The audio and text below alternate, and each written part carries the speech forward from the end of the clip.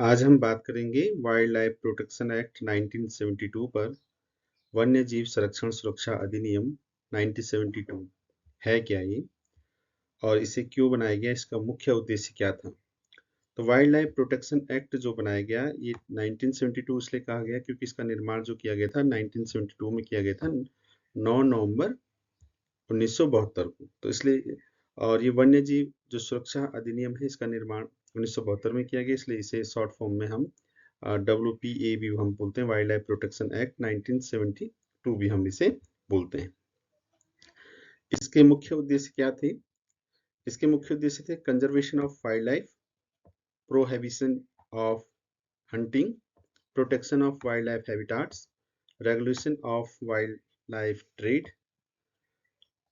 इसका जो मुख्य उद्देश्य था कि जो वाइल्ड लाइफ है, वाइल्ड एनिमल्स हैं, उनको कंजर्व करना, सुरक्षित करना, संरक्षित करना, उनके शिकार पर पूर्णतः प्रतिबंध करना, उनके जो नेचुरल हैबिटाट्स हैं, जहां वो नेचुरल वे में रहते हैं, उनको सुरक्षित करना, और उनके जो ट्रेड्स हैं, उनको उनके व्यापार पे भी पूर्णतः प्रतिबंध करना है। ऐसे नहीं कि कोई हमने वाइल्ड लाइफ एनिमल मार दिया और उसके कोई पार्ट हमने बेच दिए, तो उस पे पूर्णतः उसे क्या करना है, प्रतिबंधित करना। इस सारे जितने भी इसके क्लॉज हैं, शेड्यूल्स हैं, रूल हैं, रेगुलेशन है, सारे के सारे जो हैं वाइल्ड लाइफ 1972 के अंतर्गत आते हैं। तो इसका मीनिंग ये हो गया कि इसका जो मेन ऑब्जेक्ट और जो मेन एम है, वो ये है कि हमने क्या करना है, प्रोटेक्ट करना है वाइल्ड लाइफ को और उसके हैबिटाट को। अब इसके अंतर्गत है क्या, जो वाइल्ड लाइफ प्रोटेक्शन एक्ट 1972 है, इसमें हम देखेंगे कि इसको 6 भागों में विभाजित किया गया है, जैसे schedule first, schedule second, schedule third, fourth, fifth और सिक्स शेड्यूल में से डिवाइड किया गया है। और प्रत्येक शेड्यूल को उसने डिफाइन भी किया है कि शेड्यूल फर्स्ट में कौन है, शेड्यूल सेकंड में कौन है। तो जैसे आप देख रहे हैं कि शेड्यूल फर्स्ट में कौन है, जो रेयर और इंडेंजर्ड स्पीसीज है, वो एक पूरी कैटेगरी बनाई गई है इसमें कि कौन रेयर स्पीसीज है, कौन इंडेंजर्ड स्पीसीज हैं, उनको पूर्ण तौर हमने प्रोटेक्ट करना है। सेकंड शेड्यूल में बताया गया है गेम स्पीसीज हैं। गेम स्पीसीज का मीनिंग ये हो गया कि एक प्रकार से उनको कुछ हद तक लाइसेंस ले करके उसके लिए स्पेशल सर्कमटेंस है कि कब उनका कैसे हंट किया जा सकता है या नहीं किया जा सकता है, चाहे वो स्पोर्ट्स के रूप में जैसे आप देखते होंगे, या गेम बर्ड्स आपने सुने होंगे जो हंटिंग की जा सकती है, तो उसके लिए एक नियम कानून पूरे एक दायरा बनाया गया है। या फिश के लिए भी आप देख रहे हैं, ऐसे नहीं कि हम कहीं किसी भी नदी में जा करके फिशिंग नहीं कर सकते हैं, उसके लिए भी एक रूल रेगुलेशन जितने भी हैं वो सारे के सारे शेड्यूल सेकंड में बनाए गए हैं। शेड्यूल थर्ड और फोर्थ में भी क्या है, कंप्राइज किया गया है स्मॉल गेम्स जो स्पीसीज हैं उसका। शेड्यूल फिफ्थ में क्या है, कई सारी ऐसी स्पीसीज हैं जो कि ना तो रेयर स्पीसीज है, ना इंडेंजर्ड स्पीसीज है, वो एक प्रकार से कॉमन स्पीसीज है। उसमें आप कॉमन क्रो बोल सकते हैं, वर्मिन बोल सकते हैं, फ्रूट बोल सकते हैं, बैट्स बोल सकते हैं, माइस बोल सकते हैं, रैट बोल सकते हैं। तो आप देखेंगे शेड्यूल 5 में जो कैटेगराइज किए गए हैं एनिमल्स को, चाहे वो बर्ड्स के रूप में हो, चाहे वो जिसके भी रूप, चाहे वो मैमल्स के रूप में हो, जो भी हैं, उनको कुछ हद तक हम उसे हंट कर सकते हैं। तो इस शेड्यूल 5 में कैटेगराइज किए गए। शेड्यूल सेकंड में क्या है, प्लांट्स को कैटेगराइज किया गया है, उसको हम एक पूरी एक सूची बनाई गई है, उसमें उसमें हम देख सकते हैं कि किसका हम कल्टीवेशन नहीं कर सकते हैं, उसका हम ट्रांसपोर्टेशन नहीं कर सकते हैं। तो इसका मीनिंग ये हुआ कि 1972 जो एक्ट बनाया गया है, वाइल्ड लाइफ को पूर्णतः प्रोटेक्ट करने के लिए किया गया है, उनके नेचुरल हैबिटाट को भी और उनकी लाइफ को भी। ठीक है। अब क्या है, समय के अनुसार जो है, बना तो ये 1972 में है, समय के अनुसार धीरे धीरे इनमें क्या होता गया, अमेंडमेंट भी होता गया। जैसे 19 यहाँ लिखा भी है, 1982 में अमेंडमेंट हुआ, 1991 में हुआ, 2002 में, 2006 में, 2013, 17, 21, 22, 24। तो लगातार इस समय के सापेक्ष क्या होते गए, इनमें अमेंडमेंट होते गए। तो जो 1991 में जो अमेंडमेंट हुआ, उसमें टोटली ये कहा गया कि जो बर्ड्स का जो ट्रेड था वो बैन कर दिया गया, कि हम बर्ड्स को जो है, आपने देखा होगा पहले क्या होता था कि बर्ड्स का भी व्यापार होता था, पिंजड़ों में बंद करके बेचा जाता था, लेकिन 1991 से उसे पूर्णतः स्टॉप कर दिया गया। उसके लिए भी एक एक्ट बना दिया गया, वाइल्ड लाइफ प्रोटेक्शन एक्ट 1972 के अकॉर्डिंग, ठीक है। अमेंडमेंट 2006 में क्या हुआ कि एक अथॉरिटी बना दी गई, नेशनल टाइगर कंजर्वेशन अथॉरिटी, और WCCB, wild life crime control board, इनका निर्माण किया गया। तो अब जाके हम ये समझ पा रहे हैं, सबके आपकी समझ में ये आया होगा कि ये जो 1972 का एक्ट है, इसमें प्रत्येक को 6 भागों में कैटेगराइज किया गया है। 6 इसमें शेड्यूल हैं, प्रत्येक शेड्यूल को डिफाइन किया गया है, कौन किस शेड्यूल में किसको कौन कौन रखे गए हैं, ठीक है।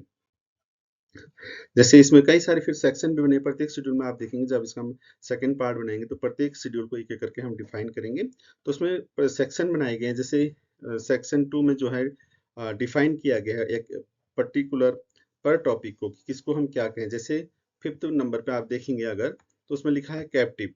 कैप्टिव का मीनिंग है कि हम किसी भी ऐसा एनिमल है या वाइल्ड एनिमल है जो कि schedule first second third fourth में आता है, हम उसको ना तो पकड़ सकते हैं ना उसका कैप्टिव ब्रीडिंग करा सकते हैं। ऐसा नहीं कि आपको कोई वाइल्ड एनिमल पसंद आए या कुछ, आपने जंगल में जा रहे थे और आपको अचानक कोई वाइल्ड एनिमल मिल गया और आपने उसे घर में रख करके उसकी कैप्टिव ब्रीडिंग करा दी, ऐसा कुछ नहीं है। अगर आपने कई बार पेपरों में पढ़ा भी होगा कि जैसे डीर है, इनके बच्चे अगर मिल भी गए तो हम क्या करते हैं, फॉरेस्ट को तुरंत इन्फॉर्म कर देते हैं ताकि वो फिर अपने उसमें ले सके और फिर उसे नेचुरल उसके हैबिटाट में छोड़ सके। ऐसे नहीं कि हमने जंगली हिरन को पकड़ लिया, किसी को पकड़ लिया, बर्ड्स को पकड़ लिया जो कि schedule first second third fourth में आता है और घर में उनको ब्रीडिंग करा रहे, ऐसा कुछ नहीं है।